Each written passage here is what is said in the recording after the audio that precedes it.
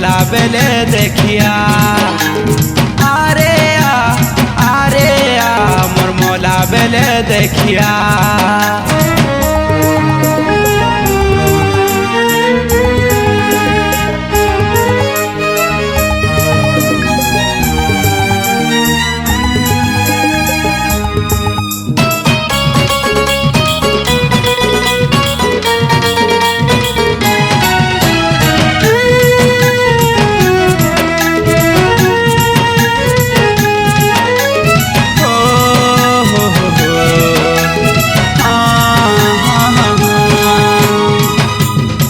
कहिथिलु धन आमर प्यार मोर बोली अमर काना रे रानी मरन देलु तुई।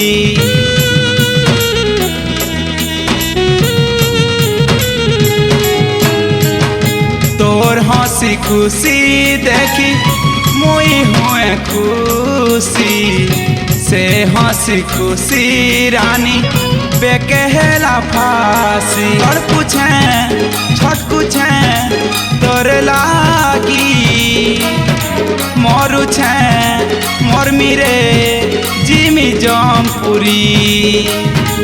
तते उड़नी उड़ौथिबे मते धो कपड़ा ढापी देबे तते हसी हसी नेबे मते कानी कानी नेबे तोर लागी मरु छे रे गोरिया।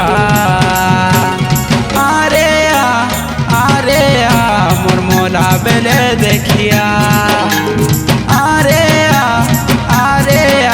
मोर मोला बेले देखिया।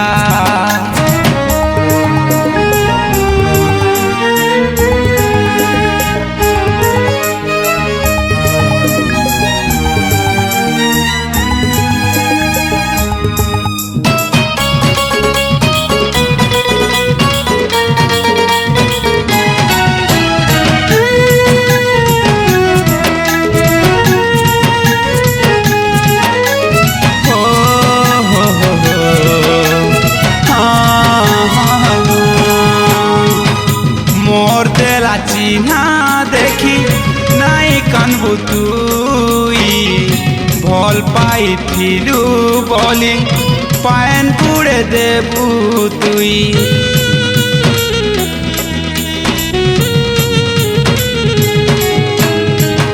लुके कहूथिबे तोते तोर लागी मोला बोली प्रेम करी हारी जाई छे जिमी जमपुरी। खुशी ने हुई था इटा दुआ दऊ छे खुजिले नोरिले नहीं पाऊ मते तते भल पाई थीनी तते दिल देई थीनी तते प्यार करी थीनी तते प्रेम करी थीनी काजे भूली गलु मते रे गोरिया।